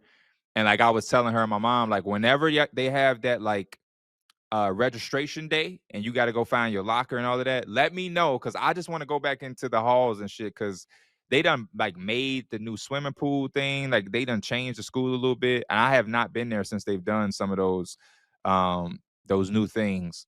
And I just kind of want to walk there and like relive some of those memories because high school is one of like the best times in life because it's mhm. like you're grown enough to have some freedom, but you don't have responsibility of like an actual adult. That balance is just incredible. Um, couple of last things before I get you up out of here. We've been locked in for about an hour 30. So I ain't gonna hold you hostage too long like I did Derek. But goals for yourself as you get closer and closer to 30. You're basically 30. You're what, 28? So we'll Mhm. round you up a little bit. What are the goals for you in your career, life, relationship, and just overall? It don't have to make sense to anybody but you. But as you now, we're headed into a decade of doing this, and what are some of Mhm. those things for you that you want to accomplish, just for you? It don't even have to be a big deal to me or Mike, I mean, or Derek or Kenny, but just for Mike. You may just be like, man, I really want I'm to. gonna give you. I'm gonna give you two solid things that I've really been thinking about in like the past or like recent past. I'll say for one, it's not even really a goal, but something that's really been on my mind, and I know it's gonna be like a big stage in my life. Is just being a dad. You know what I'm Same. saying? Like I think about that shit all the time. I think about It watching feels like the movies. time is fucking clicking. Like It really does. I feel like Like that chapter for me is like any uh-huh. like any I'm like super prepared for like the Yeah, next and I feel like year. we like financially and stuff like that, we've been good for a minute, like, if we ever had that shit arise or whatever.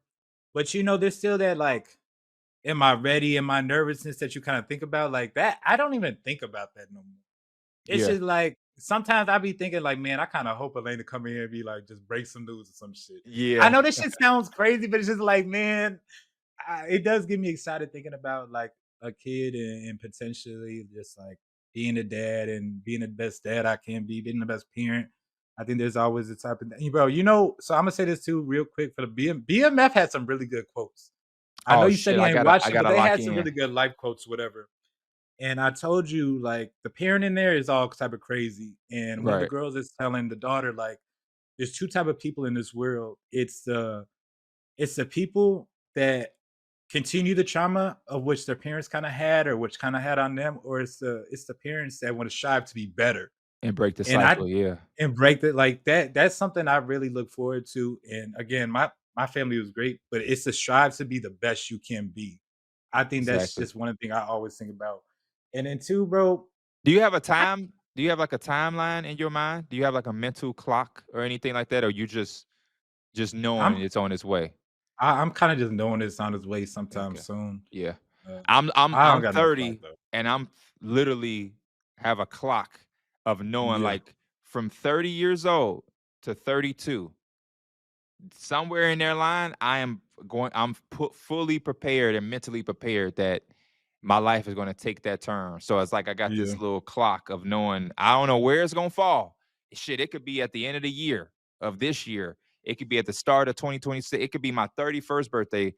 It may be the day of my 32nd, but in this little realm, I know I'm going to probably We gotta keep up though, cause we can't have like no 6-year gap and like, you know what I'm saying? We gotta exactly keep up with Avery that. 12 and we like, look at little Mike. He 2 years old. No, yeah, I feel you. I Yeah, feel you. we I gotta keep feel up you. with the guys, so we Yeah. gotta keep up. The second thing I would say, Before you say it's that, it has every year since the first one somebody's had one because it started with Avery and then Ivy and then John and then KB just had another one. So somebody in 2026 is due.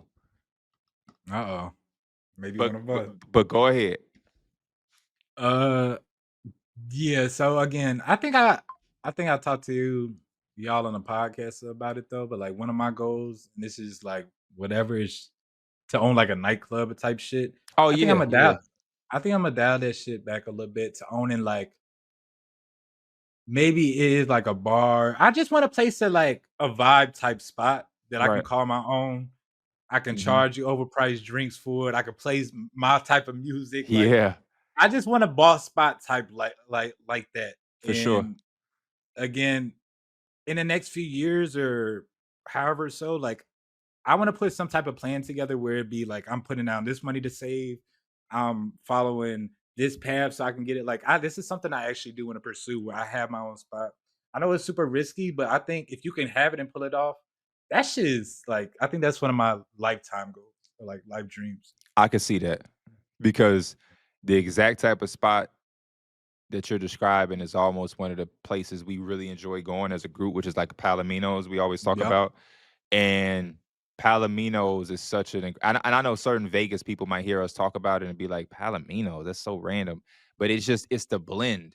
It's the Hmm. blend of like it is low key. It is like not this luxurious place where a bunch of people are lined up at the door to get and you can vibe. Like exactly what you're saying. You in there, you could throw a couple ones if that's what you want. You can get your overpriced drink, you can get a section, you know. You could just vibe, like literally what you just described. So I could see that definitely being right up your alley. And Hmm.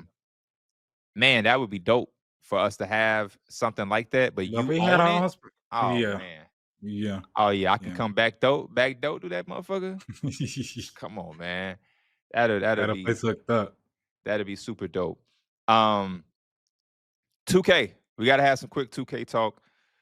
Wish list. I It don't have to be for this 2K because obviously it's like right around the corner that the wishes you have probably won't get there. But if you for a particular year, let's just say we blew up over the next couple years, and at 2K28, you were able to give some type of input. I ain't gonna give you too much control because we want to make this somewhat realistic. But if you were Mhm. able to be a big time voice for 2K, what would be the things that you would want to see across the game? It could be over multiple modes. It could be my team, my career, whatever else. But what are some of the things that you really be playing and wanting? Now, this is as a guy that makes a million bills, Hmm. I understand how much that shit is and like how much it costs to make a new build. Yeah. I also understand making your build and making a good build is super tough to do too. So I'm not even thinking about myself. I'm thinking about the kids that are around high school and middle school playing Where 2K we used to be. where we used to be and thinking that they have to spend $100 on a bill for it to get good. I just think that's so unreasonable to ask a lot of the community that probably trying to support you for the years to come or whatever. Hmm. Bro, if I make this build at 99 and I want to delete him, just give me half the VC back. I know you say a little bit realistic and that's so marketing for 2K, but I think that's one of the best things that 2K could do for the community and shit. It might not get as many $100 putting back into it, but half that VC, you still gonna need to get your build up, and you're only encouraging people to make more people. So I think you can find a little bit of equilibrium in that while also serving the community some good. Because having some 15-year-old kid trying to ask his mom for another $50 on top of the $60 she just paid for the game, it's insane to me. I thank God so much that our time was our time. Yeah. Because when I look at the landscape of life in 2025, and it kind of parallels to that 50K conversation, dog, getting the game was like a thing for me. Like that was an Hmm. obstacle in itself. Like, damn, how am I about to luckily my dad was always hip. He knew you needed the new 2K. You know what I mean? Right. Like that's just what it is. So my dad always came through and made sure we was able to get it. at launch day. Because my mom is the type that's like, well, we gonna get it for Christmas. My dad is more hip to know Yep. you can't wait fucking months for 2K to Christmas. You can't do that. So my dad would always hook us up with the Maddens and the 2Ks. But my dad was just a sports gaming guy. My dad wasn't gonna go get no fucking Call of Duty on drop day. He wasn't with that. But I think about that all the time where it's like that was my hurdle, was just getting the game, let alone needing a build. You know what I'm saying? And trying to get my build to 99. My parents would have been like, what are you talking about? And then even prom, you see people getting Rolls Royce Phantoms and Gucci suits and all this type of shit. I think so. Like when I was real, like back, this is a time where I think we're starting to get like smartphones or stuff like iPads and really starting to get onto the internet and stuff like that. And I'm pretty sure Club Penguin. I don't know if you ever been on Club Penguin. Club I Penguin used to have. be like that shit back in the day. But I think they have microtransactions in there where it's like $2, $5. You get like a pair of sunglasses for your dude or whatever. $2 to $5 was straight. Like that was already tough to ask, or tough to ask for For $2 to real. $5 for this Real mobile shit. game. Yeah. I can imagine $50 to $60. Like that's a whole new game. That's literally a whole new game. That's a Yeah. whole, and like you said, realistically speaking, it's really pushing towards that 100. Yeah. You can try to put $50 or $60 into your build, but because of the animations and you know what I mean, all of the different things, it's really $100 if we be honest. And that's just one game mode, let alone being a person that's trying to play my team and my career. And like you Yeah. said, because there's so many variations of the game, which we love because we asked for, you want to make another build. You know what I mean? And you know, and sometimes you do it even if it ain't what you want to do. Sometimes you playing with people, and now your teammate want to play small forward. So now you was on center, but now somebody else is the center, and it's just I think about that a lot too for the kids because it's like, bro, this shit is getting popular as well. When we was playing, it was streaming and everything wasn't really a thing. YouTube had just started, so you didn't have anybody you was trying to mimic.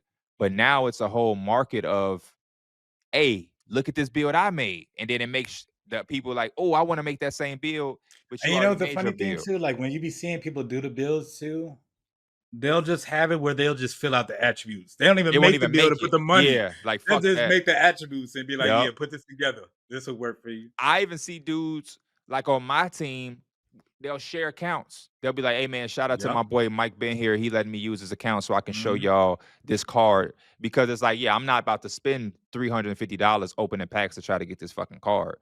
Right. So I feel you on that. And the last thing I'll say about that is you're right in a sense of like, man, on the marketing side or making money side, it feels unrealistic for them to ask. But I also feel like you get what you give. I feel like one of the reasons we have the fan base we have on our pod is because we, for years, tried to create a community where they didn't have to spend much. We went on a whole tour, and I think every show was free. It was just about RSVPing in time to reserve yourself a seat. But we was giving out merch for free. We did our first probably 10 to 12 shows were for free. We didn't take the off season off. We did a lot. We interacted with them. We said people's name on the show. If you dropped a comment and we liked it or disliked it or whatever, we said your name. A Chubb 327. Get the fuck out of here We talking had about I don't birthday know shout outs for a long birthday time. shout outs, like all of these different things that make people ride or die. And 2K already has ride or dies without doing any favors for the community. So yeah, I'll be like, bro, if even if you don't want to do that for one build, they know me and your account. They see that me and you made 10 plus builds. Once I make 10 builds, bro, you can't give me one for free. Yeah. Buy 10 Yeah. builds, get one for free or something. It's like, damn, dog, damn. Again, they also got to stop this. Ain't no way a do-rag in 2K should be more than a do-rag in real life. No fucking way.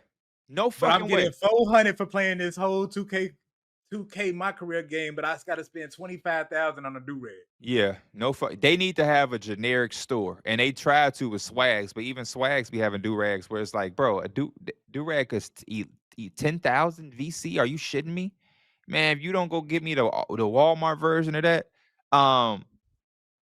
top 5 horror movies. I'm gonna close out with some top 5s of things that I know you're interested in. Top 5 horror movies. Can I You're a big change it up? Can I change it up and give you top 5 just movies in general? top 5 Uh, movies in general. You're a big Because movies guy. I think you're the biggest movie guy in our podcast. I like that you mentioned horror, but I just been in my action bag and comedy bag, rom-com bag. I've been in that type of bag. Number 1, can I tie it together too? Because it's Kill You Bill can do Volume whatever you 1 wanna and do 2. on my platform. Kill Bill Volume 1 and 2 is my number 1. My number 2 is The Harder They Fall. I don't know Mm. if you ever seen that movie, but it's on Netflix. It's got a star-studded I cast. It's have really not one of the seen it, but movies.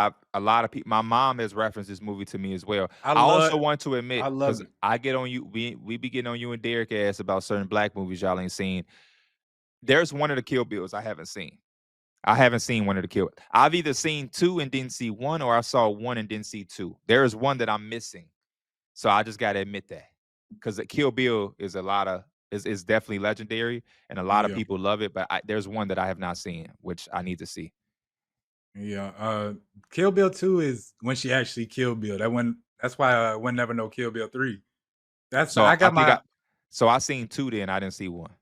when she hit him with like that punch and he fall to his knees or whatever. I re It was so long how ago. did she kill him though? So basically she talks about this it's like a Which one exploding. is she wearing yellow in? I think that might be both, honestly. But I think it's the second one you're probably thinking about. Okay. But how she kill him is she do some raw like this is why I love this movie so much because it's got a lot of like anime type shit in it and a lot of Right. like different martial arts styles or whatever. But it's this one technique where basically it's how you hit somebody in their heart, you're hitting some pressure points on it. Mm. So once you land that blow, they're fine. Everything is fine. But once you take 5 steps, it's called like the 5 fingers, like some 5-finger death touch or some shit. Once you take 5 steps, your heart literally explodes and you die. And that's the same move that they had. That's the same move she basically landed on him. It's like Mm. some forbidden move that his master didn't even teach him. That's why he's surprised that when she landed, she's like, "Oh, so he actually ended up teaching you." And that's just I don't That's know. You dope. just got to be there. Like One of it's my such a dope uncles movie. did martial arts, and Yeah, he taught me when I was young about different like pressure points. Not that one, because that was probably that's some, some deadly. Yeah, that's yeah, that's some some dangerous crazy shit to be shit. saying a Yeah, kid. But he would show me like, because I'd be like, man, that martial arts shit don't mean nothing. And then yeah, he'd do it and he'd be like, see this pressure point? If I did this, it could break your arm. I could break your arm right now. Right here, hmm just from this little. And I used to be like, damn, because he'd fold me up, be like, I could break your arm right here if I wanted to. And I'd be yeah. like, damn, how? Whatever. Okay, so you got Kill Bill 1 and 2. The The harder they harder. fall. I feel like I have to go with one of the Spider-Man movies, like a Spider-Man. I think it's called Across the. Let me look it up. Just get because the names be all mixing together, but You it's know the I haven't second. watched a Spider-Man since Toby. Bro, P, when I tell you, like, this is the one you have to watch, though. Okay. Like, Okay. the one with Miles Morales and all that type of shit, like, it's actually some of the best shit I've ever seen. But it's called Spider-Man Across the Spider-Verse. So, um, again, for the people that seen the movie, they gonna tell you, like, it's legit probably one of the best movies of, like, I'ma tune in. this century type shit. I'm wow. Okay, I'ma definitely tune in. Best, yeah, for sure. I'm talking about animation is good, plot is good, all You that say type of, of the like, century, so that's all I needed to hear. bro, oh, yeah, you're not A gonna find too many century is a movies long better. time. Well, 2000. So that's a long What I'm time. saying. It is. Uh, After that, I'll probably say Inside Out 2. She's a I've kid never movie, but seen it. I've never seen that. again, I Inside Out heard 2 is nothing one. but great raves though. Mhm. It's again same way that emotions kind of like make you feel a certain type of way. I think movies do the same way. Inside Out 2 does a really good job of that. And then I feel like I should just throw a classic in there. Talking about black movies, I'll put Next Day Air in there. Oh I, I man. always like I I'm a always like that binner, movie. spinner, and get up in. Yeah.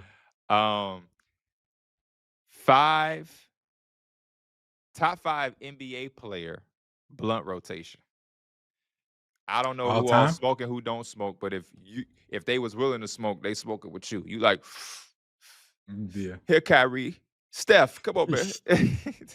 I'd probably say Lance Stevenson. Oh yeah. Give me Nick Young and Oh shit. Y'all give got some me characters. give me give me Lou Will. I know Lou Will cool as hell, bro. And then All I former don't Lakers, by the know. way. All former Lakers, by the way. Give me KD too. I know KD be off that shit, bro. KD said he used to be getting happy for the games, and he had some of his best games before this. I just seen KD at like a concert smoking. He don't give a fuck no more. That boy Yeah, was there I mean shit. just doing his thing. And I think I got one more spot. Lance, Nick, Oh, Lou, KD. Yeah, you got one more spot. let me get. You're gonna be mad at me, but I'm gonna throw a Laker in there.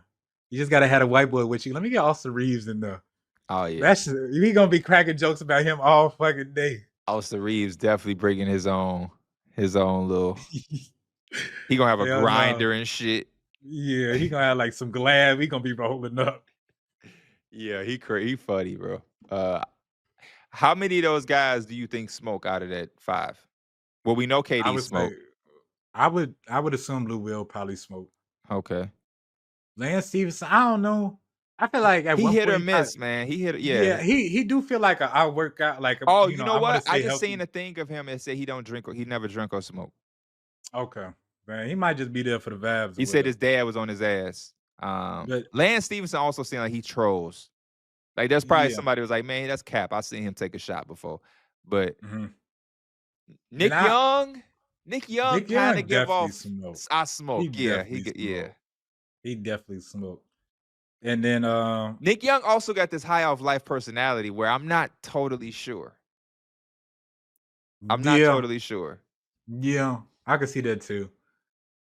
But other than that, I guess since the Lance Stevenson stuff, like Kevin Durant, Lou Will, and then What about Austin Reeves? Do we think Austin Reeves smoke?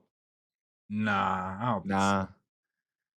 If he did, he probably rolled up some joints like Arkansas Yep. boy, Yep. Armor boy. He like where the raw papers at. Yeah, with a grass at. You think they say grass in Arkansas? Or Probably. Oklahoma. Top 5 celebrity crushes. Got some interesting answers from Derek. Yeah.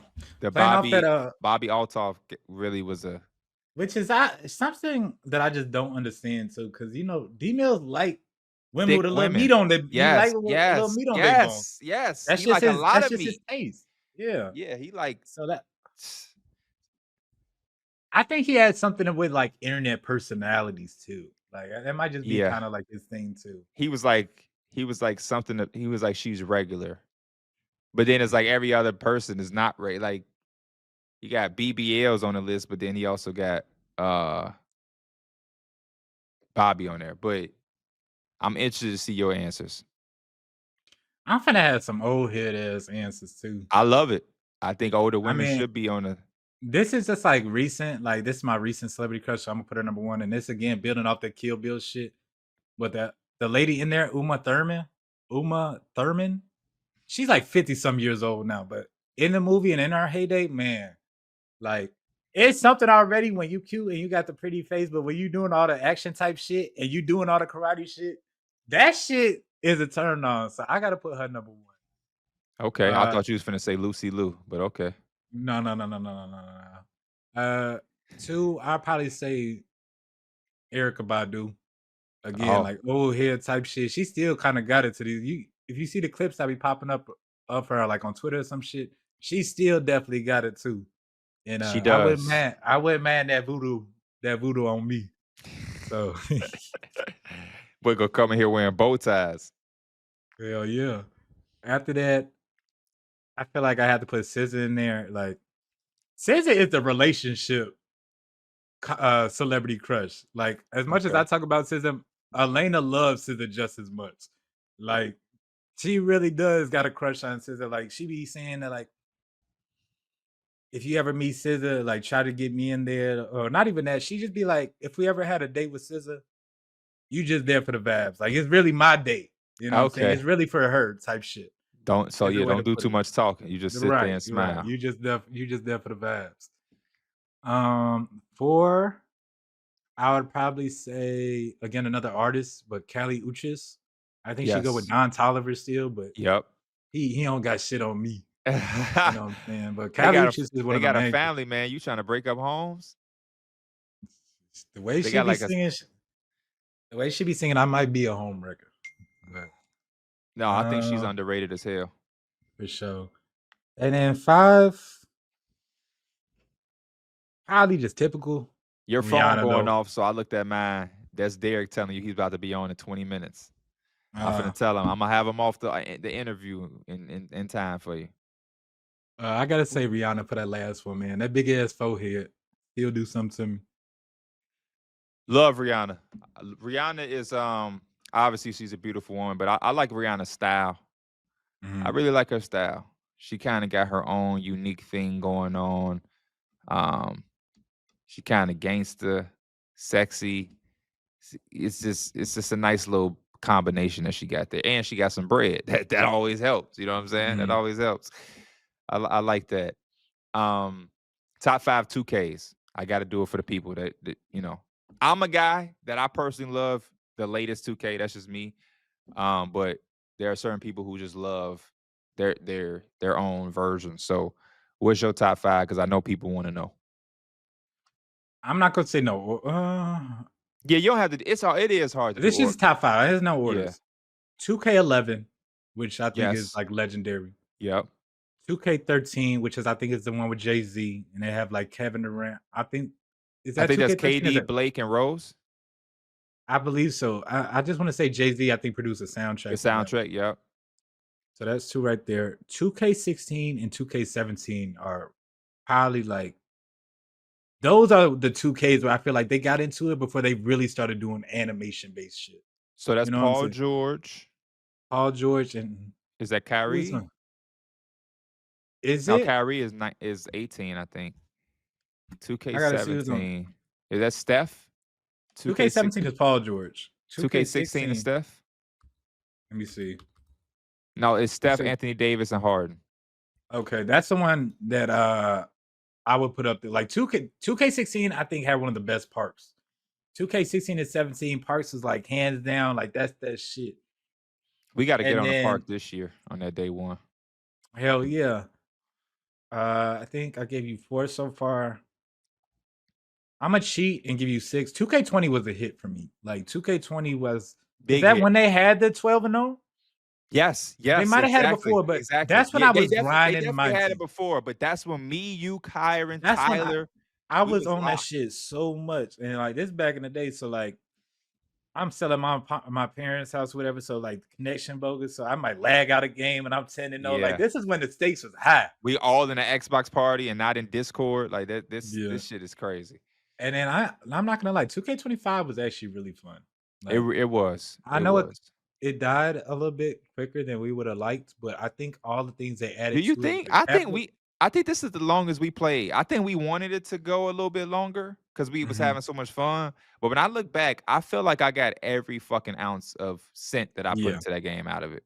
yeah, maybe I'm a little I'm looking at it a little different because last year I felt like we took a break and then we started doing the tournament. So the We tournament did. started later and it felt like it was already Yeah, getting you're into the right. next 2K, you know what I'm saying? Yeah, yeah, yeah.